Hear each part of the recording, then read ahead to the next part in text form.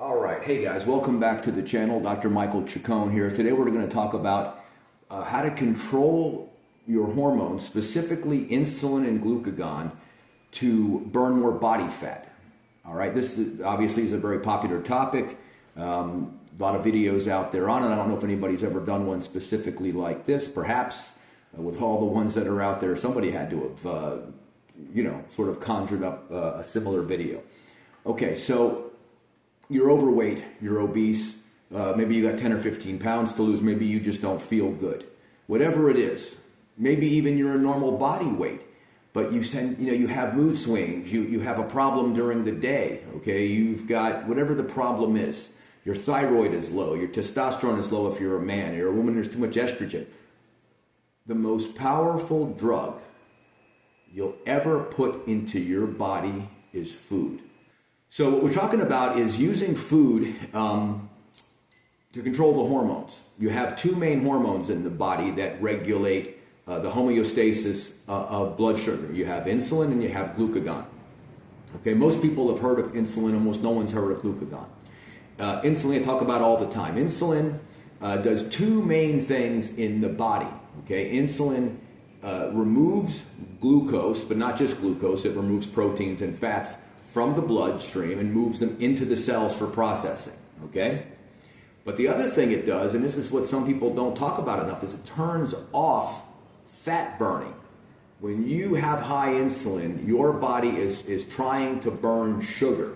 And any excess sugar from a giant meal, or if you're overeating all day, is going to be shuffled into fat storage. If you eat excess fats or excess carbohydrates, insulin's job is to move that into fat cells. Now you notice I didn't mention protein, and that's because it's very, very difficult to store protein as body fat. In fact, they've done numerous studies that show you can pump 300 or 400 grams of protein into people and they don't store it as body fat. The body burns off the protein in other ways. So that's why high protein diets work so well. All that extra protein gets burned off, okay? So insulin, storage hormone, get the proteins, fats, and carbs, glucose out of the bloodstream, get it into the cells for processing, for fuel, for energy. Turn off the burning of anything else. Turn off any gluconeogenesis, turn off any of that. Glucagon is, of course, the opposite. Glucagon, what that does is that increases something called gluconeogenesis, okay, which is the creation of sugar through fats and other through protein and other processes. Okay, gluconeogenesis, new glucose, typically made from amino acids. Okay, so your body can make as much carbohydrate, as much glucose, as much glycogen as you need, and that's something that's important to remember. There are no essential carbohydrates. Your body can make all the glucose your brain needs to survive from other things, okay? So glucagon is going to stimulate gluconeogenesis. It also stimulates something called glycogenesis. I'm making sure I'm saying that right. Glycogenolysis. There we go. I got these words written down, but some of them are tough. Okay, that's the breakdown of stored glycogen. So you haven't eaten in a number of hours. Glucagon is going up, and we're going to talk about how to control all this. Glucagon is going up in your body. You haven't eaten for 10 hours, 12 hours, 20 hours. You're on a fast. So what's it doing? Glucagon is telling your body, hey, we need fuel, lipolysis. We're going to start breaking down fats into ketones to use as fuel in the brain and everywhere. Body loves ketones, okay? We're also going to make more glucose, gluconeogenesis. We're going to take those proteins and we're going to convert them. We're going to add stuff to them, and we're going to make glycogen. We're going to make glucose in the body for the brain because the brain needs it. Okay, and we're also going to break down the sugar that's in the liver and in the cells. Okay, so you can only store, think about this, you can only store 500 to 600 grams, depending on how big you are, of sugar, of glucose, of glycogen. I use those words kind of interchangeable, in your body. The muscles can store 500 to 600 grams. The liver can store 80 to 100 grams, depending on how big your liver is. Okay, and why is that? Why can you store near zero amount of carbohydrates? Very little. 500 grams is nothing. Okay, it's a couple ounces, 28 grams in an ounce. So you can see that's not very much, but you can store unlimited amounts of fat. Well, because glucose in a cell, glycogen in a cell, brings water with it. Okay, this is why when people go on a low-carb diet, one of the things they lose is water weight, because as the glycogen leaves your muscles and leaves your liver, you're going to just reduce intracellular water weight, all right? And this is what bodybuilders do. They have to be careful not to leave themselves looking what they call flat, where you don't have any vascularity because all of your water's gone. Okay, so we have the hormones. We have insulin and we've got glucagon. Opposites, they do various things. And I'm not even covering all the stuff that they do. And I'm not covering all of the hormones, okay? This is a vastly complex mechanism, and we're still figuring it out. But this is what goes on. The regulation of these two hormones in your body is what keeps you from crashing and burning for fuel. You know, you can go days, weeks, or even months without consuming any fuel, any food. And yet, you can function, you can do all these things, the brain keeps working, all right? The body, again, is a mechanism, it's a marvel of evolution, okay? So you have all these other hormones as well. Now the question is, if you're trying to cut down the amount of body fat, you're trying to get in shape, you're trying to kind of maintain an even keel, you're tired of these ups and downs during the day, that's where the balancing of the macronutrients, proteins, fats, and carbs is so important. And again, I like the idea of the zone. Again, I don't know if science has sort of proven everything he said, but he's not wrong, okay, in terms of maintaining yourself in this nice fat burning area. If you get up in the morning and your breakfast is a bowl of Count Chocula, which I happen to like as a kid, although I didn't eat a lot of cereal. And you have a bowl of that with some whole milk and a glass of orange juice, okay? The only healthy thing on your table there is the milk. The cereal, almost all breakfast cereals, are pure sugar. They're just white processed carbohydrates. As soon as they hit your system, they're digested nearly immediately. There's no real protein in there. There's no real fat in there. It's almost all carbohydrate. Just look at the label. The milk will help slow down your digestion a little bit.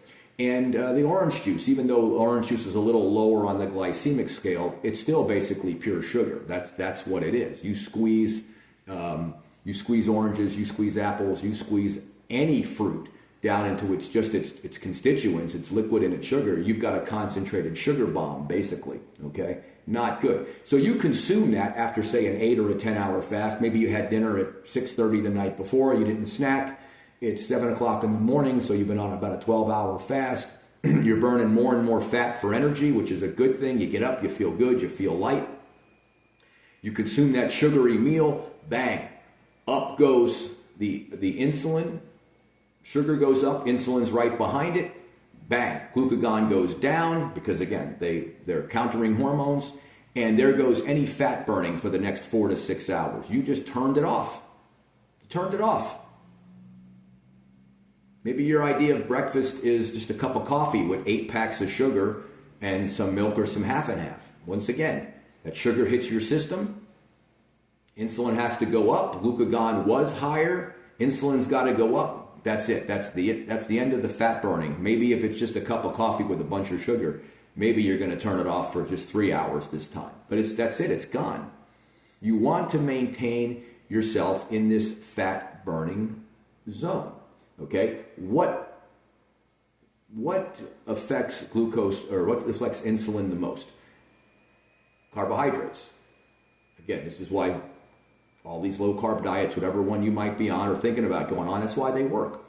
One of the things they do is they keep insulin low, so they keep you in a fat-burning zone. The greatest response to insulin with insulin is the carbohydrate. If you get up in the morning and you eat a bowl of sugar, that's going to give you, that's 100 on the glycemic index score. That's going to spike your insulin. That's going to give you the greatest response of insulin. Second is protein. You consume a high protein meal, you consume a bottle, you get up. I have a friend of mine gets up, makes himself a shake, either uses water or he uses whole milk, and you consume that. You've got fat, you've got the protein, you've got a little bit of carbohydrate in there, and that is going to give a less of a response. Same amount, 100 milligrams of sugar, 100 milligrams of, say, protein, 100 milligrams of fat. Sugar, the most response, protein, substantially less, but you're still going to get an insulin spike because that's what the body does. It's got to remove the protein from the bloodstream. And fat's going to be your lowest response. There's a very small spike from that.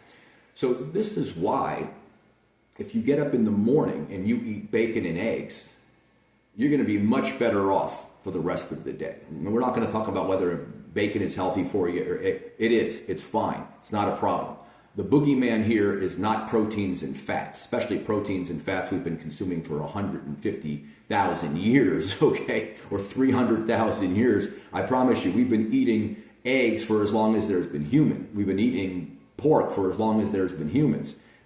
Maybe wild pork, but pork. So this stuff's been around forever. It's the breakfast cereal. It hasn't been around too long, okay?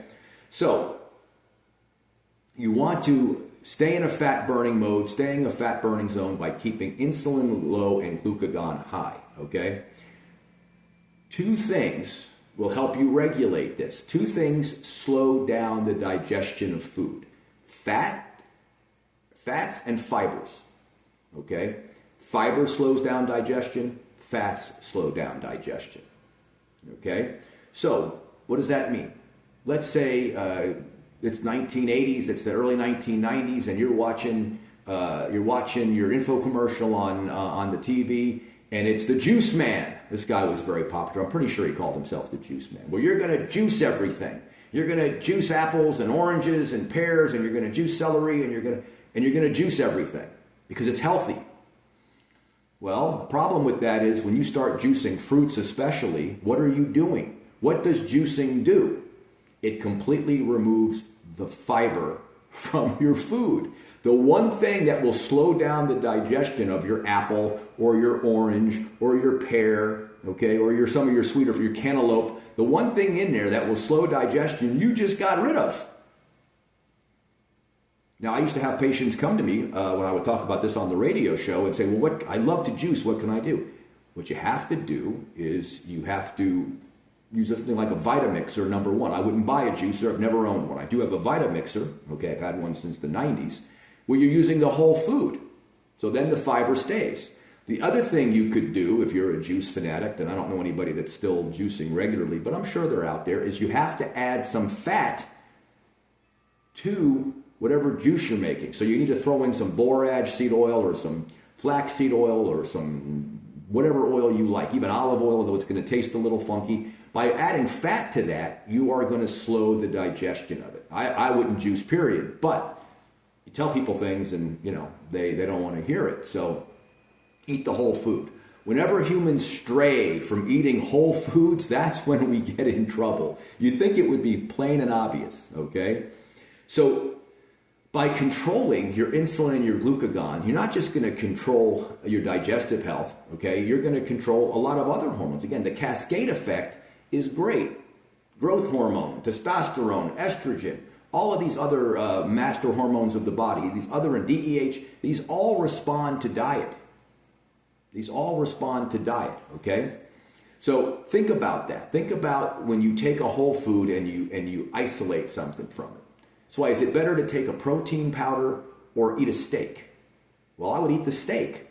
Now, a protein powder has a use, okay? It absolutely has a use, but in terms of what's better for you, if you can eat the steak, why? Steaks contain hundreds, perhaps thousands of compounds that benefit you besides protein.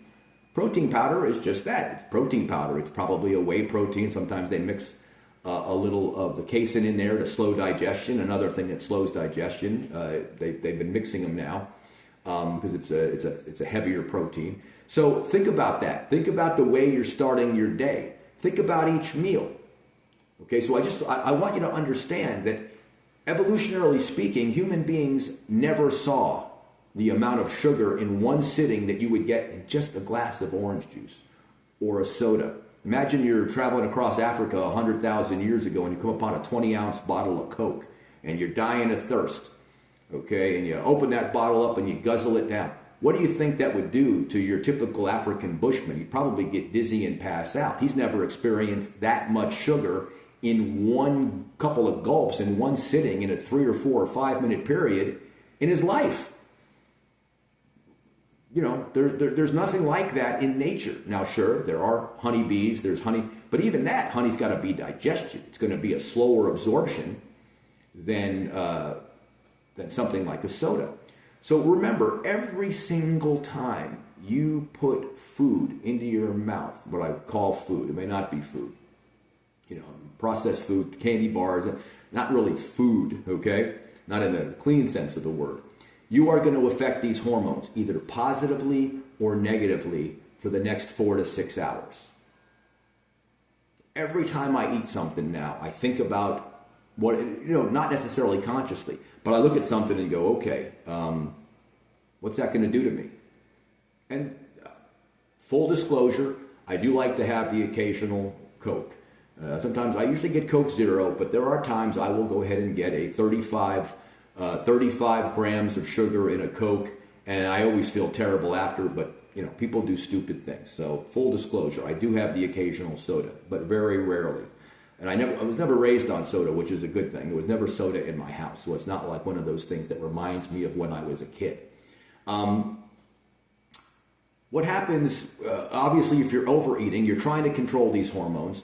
Any extra fats or carbohydrates, once the cells have been filled, is going to go into fat storage. So this is why eating, you know, if you want to lose body fat, if you're trying to, you got to consume less.